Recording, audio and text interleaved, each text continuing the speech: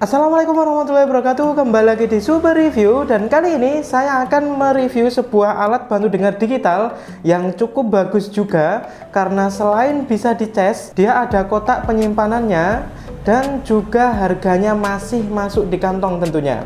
Oke, biar tidak penasaran, ikuti terus video ini.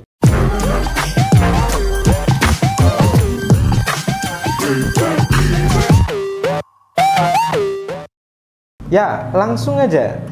Kotaknya seperti ini ya. Terlihat simple, tidak terlalu besar, tapi terlihat padat. Setelah itu kita langsung buka aja biar teman-teman nggak penasaran isinya kayak gimana.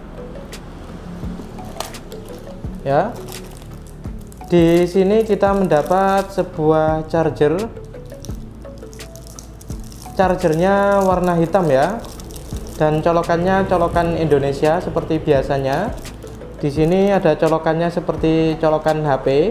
Jadi ketika model kayak gini, misalkan charger ini rusak, bisa ya diganti dengan colokan HP. Tapi tidak disarankan, soalnya biasanya voltasenya beda. Yang paling bagus tetap pakai charger bawaan dari alat bantu dengarnya ya. Setelah itu kita dapat apa lagi?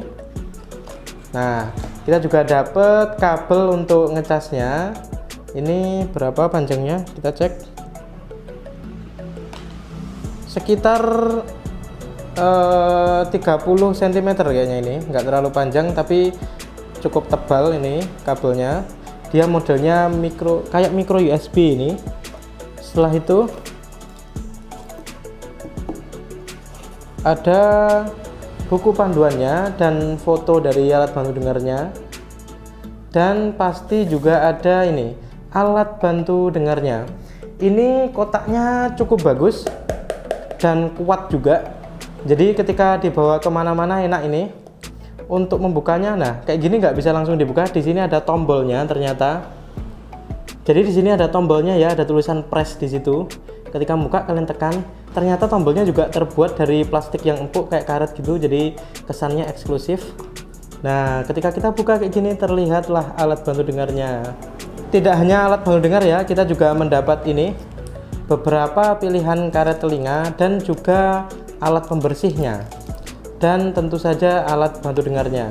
Mari kita bahas dulu fitur-fiturnya kayak gimana. Kita singkirkan dulu ya. Jadi alat bantu dengarnya seperti ini.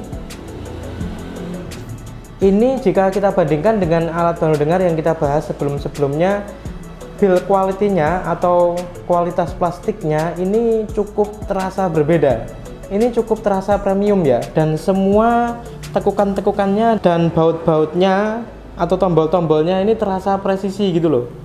Jadi beda kelas ini memang. Oke, di bagian paling bawah di sini ini ada lampu indikator. Biasanya nggak ada untuk yang tipe-tipe sebelumnya. Ini ada lampu indikatornya untuk ngecas, dan di sini ada tombol on off-nya. Ketika ke 0 ini berarti off, ketika ke bawah ini berarti on. Dan di sini ada volumenya. Volumenya cukup enak dinaik turunkan. Ada mulai dari 0, 1, 2, 3, 4 sampai 4 volumenya. Dan spesialnya lagi di sini ada tombol M. Di sini ada tombol modenya. Kalau saya baca di buku panduannya, di sini ini ada fungsi dari tombol modenya. Di sini ada beberapa mode.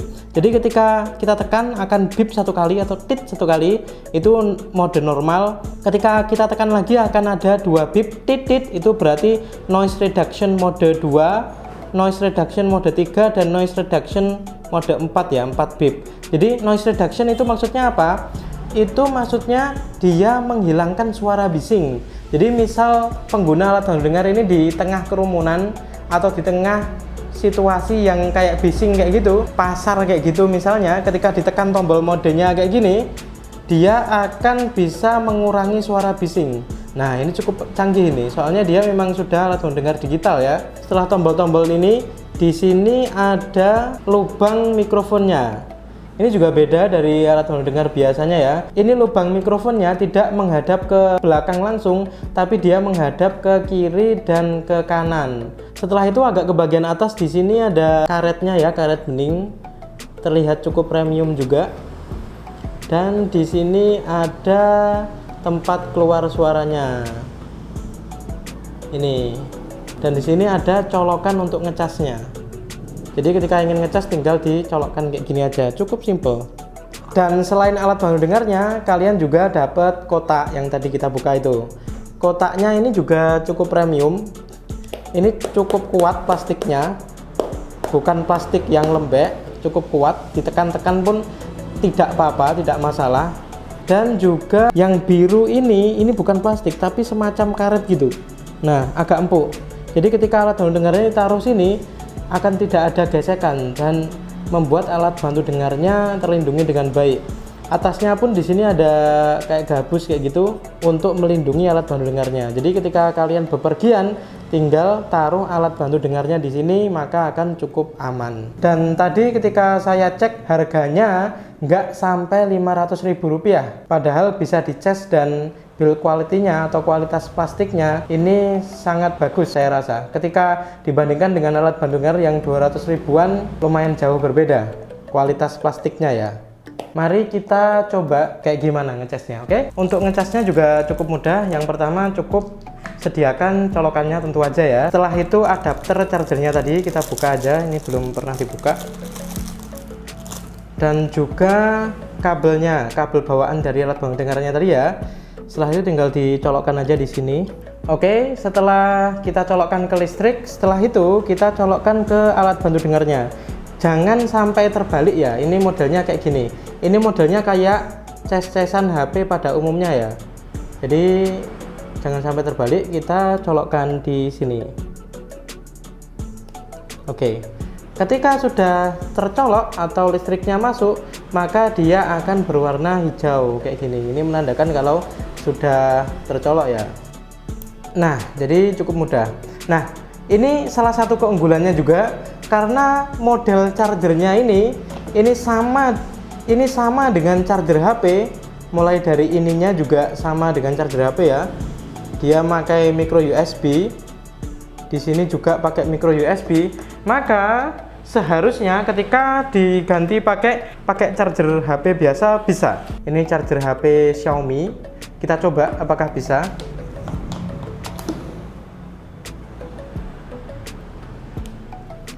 Ternyata bisa juga guys. Misalkan ada kabel yang rusak, misalkan kabelnya ini putus, misal bisa diganti pakai kabel HP biasa. Nah, kayak gini. Oke. Atau misalkan batok kepalanya ini yang rusak, tetap pakai kabel yang dari alat bantu dengarnya, kita bisa colokkan ke charger HP kita. Nah, ini salah satu keunggulan sih. Soalnya biasanya alat bantu dengar yang lain itu model colokannya yang masuk ke alat bantu dengar itu beda. Jadi nggak kayak colokan HP. Kalau ini sama. Jadi itu keuntungannya. Ketika chargernya rusak ya tinggal kita ganti pakai charger HP aja. Tapi saya sarankan ketika tidak dalam kondisi mendesak, ketika charger yang dari bawaan alat bantu dengar ini tidak rusak, ya jangan pakai charger HP. Soalnya takutnya voltasenya beda dan nanti daya penyimpanan baterai di sini melemah takutnya. Jadi sebisa mungkin tetap pakai charger bawaan alat bantu dengarnya. Tapi nanti misalkan ada kerusakan di charger ini, kalian udah nggak usah bingung lagi karena colokannya sama dengan colokan-colokan HP pada biasanya. Oh ya, cara makainya cukup simpel juga, sama dengan alat bantu dengar yang lain. Jadi ketika kalian pengen pakai ya tinggal pertama pilih ukuran karet telinga yang pas. Cara ganti karet telinganya juga mudah, tinggal lepas saja kayak gini. Setelah itu pilih. Kenapa ukuran karet telinga itu penting? Ya karena kalau tidak pas itu biasanya bunyi berdenging kayak gitu, kayak gitu. Soalnya ada kebocoran suara. Jadi pastikan karet telinga ini pas di telinga kalian atau telinga si pemakai alat bantu dengar ini, biar tidak ada feedback atau suara berdenging. Jadi sebelum pakai paskan dulu, pilih-pilih dulu karet telinga yang pas. Setelah berasa pas dengan lubang telinganya, baru dipakai kayak gitu, oke? Ketika nge-on kan, biar tidak bunyi berdenging, pilih volume 2 dulu misalnya kayak gitu. Setelah itu baru kalian on kan. Nah, ketika kurang keras, baru deh dikeraskan ke volume 3 atau ke volume 4. Oke. Ketika sudah dikeraskan dan sesuai tingkat suaranya dengan tingkat pendengaran kalian, setelah itu bisa pilih mode. Nah, enaknya pilih mode ini bisa sambil terpasang di telinga. Jadi nggak usah dilepas dulu kan, soalnya tinggal pencet-pencet gini aja, tit tit tit kayak gitu. Pilih mode reduction yang paling pas. Mode ini untuk menentukan kebisingan. Jadi ketika kita tekan, nanti bisingnya semakin berkurang. Nah, nanti nyaman yang mana? Lebih enak yang keras atau lebih enak yang lembut suaranya? Ini ada modenya ini. Oke, jadi saya rasa cukup bagus ini. Jadi ya cukup layak dibeli lah ketika ada budgetnya. Tapi ketika dirasa cukup mahal harga segitu, masih ada juga alat bantu dengar yang harganya sekitar 100 ribuan dan kualitasnya juga masih lumayan juga. Jadi saya rasa bisa dicoba dulu, mungkin mulai dari yang murah. Ketika yang murah nggak cocok, bisa beli yang mulai yang mahal kayak gini. Saya rasa udah cukup jelas ya. Ketika masih ada pertanyaan lagi mengenai alat bantu dengar ini, tulis saja di kolom komentar. Oh ya, ketika kalian ada yang tanya belinya di mana, belinya di Instagram Pusat Alat Bantu Dengar. Nanti saya kasih linknya juga di deskripsi. Oke, jangan lupa subscribe karena masih ada banyak lagi barang-barang menarik yang akan saya review nantinya. Oke, see you on the next video. Wassalamualaikum warahmatullahi wabarakatuh.